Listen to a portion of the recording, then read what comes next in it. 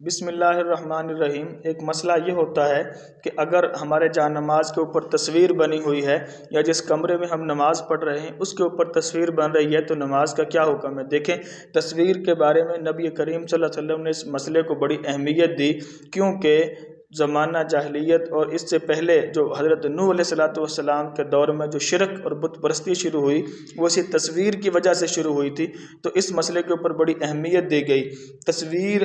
جو ہے ڈیجیٹل تصویر، یہ تو اس کے بارے میں جواز کے فتوے بھی مل جاتے ہیں کہ جائز ہے، لیکن دوسری جو تصویر ہے ہارڈ میں جو پرنٹ تصویر ہوتی ہے یا جو مورتی بنی ہے تو یہ تصویر جو ہے وہ ناجائز ہے، لیکن بامر مجبوری یہ بھی جائز ہے، جیسے کہ ہمارے آئی ڈی کارڈ کے اوپر ہوتی ہے اور ہمارے نوٹوں پیسوں کے اوپر ہوتی ہے تو یہ جائز ہے۔ لیکن اگر یہ تصویر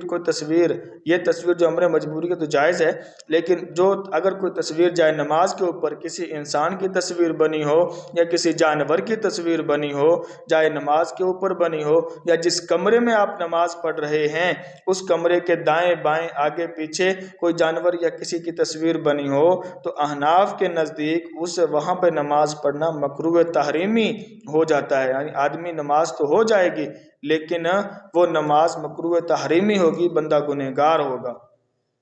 اور اسی لیے اس مسئلے کو جو ہے بہت اہمیت دینی چاہیے۔ اللہ تعالی ہمیں عمل کی توفیق نصیب فرمائے۔